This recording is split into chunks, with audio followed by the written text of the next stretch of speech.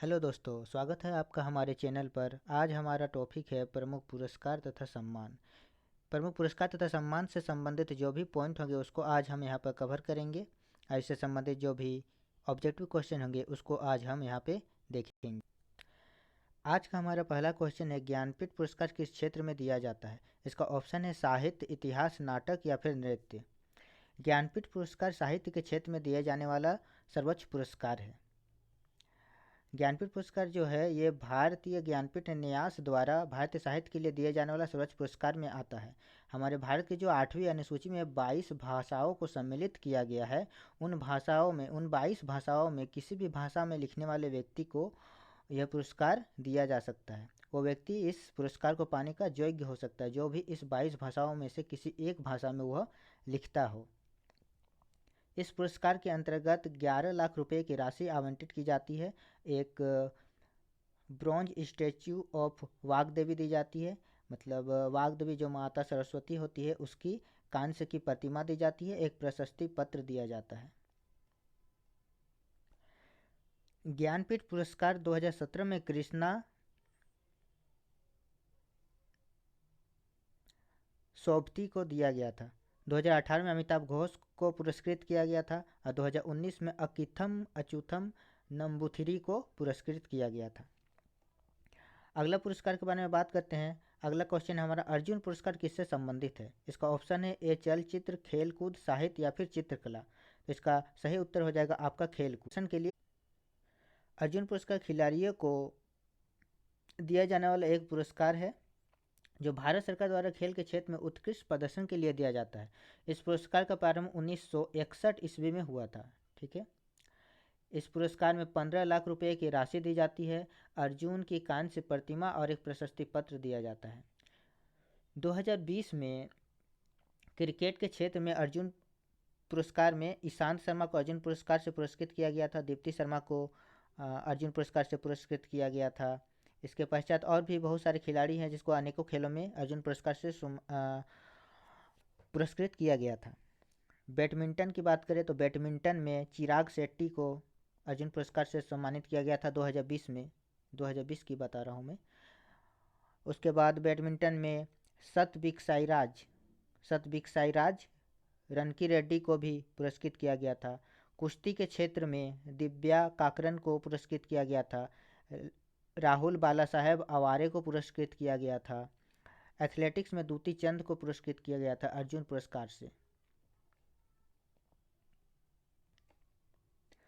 अगला प्रश्न है हमारा, किस क्षेत्र में असाधारण योगदान के लिए शांति स्वरूप भटनागर पुरस्कार दिया जाता है?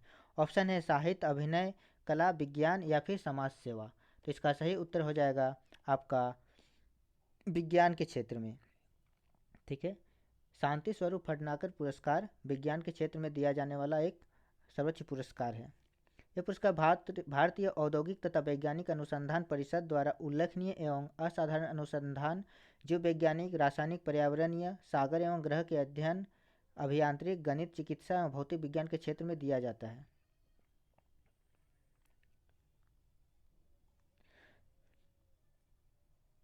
अगला प्रश्न है हमारा, ग्रैमी पुरस्कार किस क्षेत्र में दिया जाता है?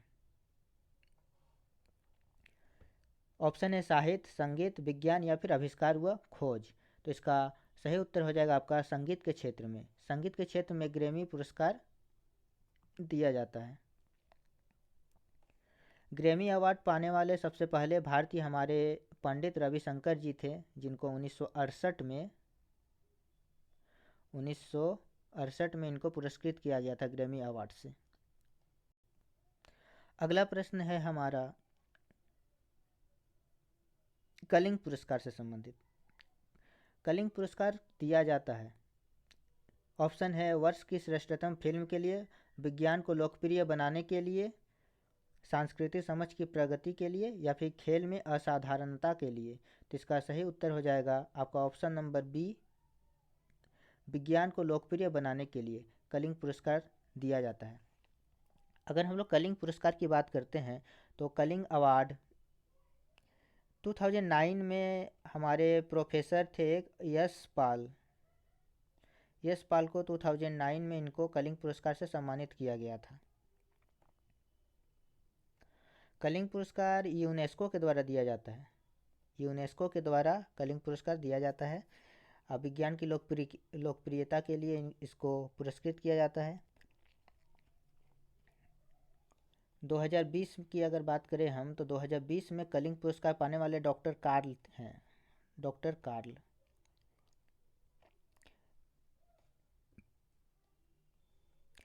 यूनेस्को की अगर हम बात करते हैं, यूनेस्को तो इसका फुल फॉर्म हो जाता है आपका यूनाइटेड नेशन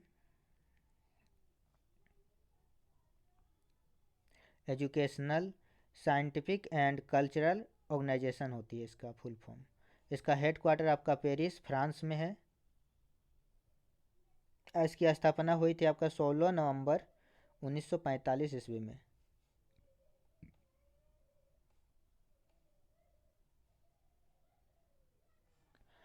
अगला प्रश्न है हमारा, धन्वंतरी पुरस्कार किस क्षेत्र में प्रदान किया जाता है? धन्वंतरी पुरस्कार किस क्षेत्र में प्रदान किया जाता है? ऑप्शन है सामाजिक क्षेत्र, चिकित्सा क्षेत्र, कृषि क्षेत्र या फिर अंतरिक्ष विज्ञान क्षेत्र। तो इसका सही उत्तर हो जाएगा आपका ऑप्शन नंबर बी, चिकित्सा क्षेत्र। धन्वंतरी पुरस्कार चिकित्सा क्षेत्र में पुरस्कृत किया जाता है। आयुष मंत्रालय जो है हमारे भारत के आयुष मंत्रालय, उनके द्वारा यह पुरस्कार पुरस्कृत किया जाता है। इसमें 5 लाख की राशि प्रदान की जाती है, एक प्रशस्ति पत्र दिया जाता है और एक ट्रॉफी दी जाती है। ट्रॉफी धन्वंतरी की मूर्ति होती है। अगला प्रश्न है हमारा नोबेल पुरस्कार से संबंधित। नोबेल पुरस्कार प्रदान किए जाते हैं नॉर्वे सरकार द्वारा, ऑप्शन बी स्विट्जरलैंड सरकार द्वारा, स्वीडन सरकार द्वारा या फिर स्वीडिश अकादमी द्वारा। तो इसका सही उत्तर हो जाएगा आपका ऑप्शन नंबर डी, स्वीडिश अकादमी के द्वारा नोबेल पुरस्कार प्रदान किया जाता है। नोबेल पुरस्कार की अगर हम बात करते हैं तो नोबेल पुरस्कार अल्फ्रेड नोबेल के स्मृति में दिया जाता है। यह physics, chemistry, physiology, medicine, literature या पीस, इन सब क्षेत्रों में नोबेल पुरस्कार प्रदान किया जाता है। सीवी रमन को, हमारे जो भारत के वैज्ञानिक थे सीवी रमन, इनके काम प्रकाश के प्रकीर्णन पर उनके काम के लिए और उनके नाम पर प्रभाव की खोज के लिए 1930 ईस्वी में नोबेल पुरस्कार से सम्मानित किया गया था। क्वेश्चन नंबर 7, नोबेल पुरस्कार प्रदान किए जाते हैं नॉर्वे सरकार द्वारा, स्विट्जरलैंड सरकार द्वारा, स्वीडन सरकार द्वारा, स्वीडिश अकादमी। तो इसका राइट आंसर क्या हो जाएगा? स्वीडिश अकादमी के द्वारा। अगला प्रश्न है हमारा, नोबेल पुरस्कार किसकी स्मृति में दिए जाते हैं? ऑप्शन है Albert Einstein, Alfred Nobel, Alfred Warner, Andre Malraux. तो इसका सही उत्तर होगा आपका option number B, Alfred Nobel. जो नोबेल पुरस्कार है वो अल्फ्रेड नोबेल के स्मृति में दिए जाता है। अगला प्रश्न है हमारा, नोबेल पुरस्कार अधिक से अधिक कितने लोगों की भागीदारी में दिया जा सकता है?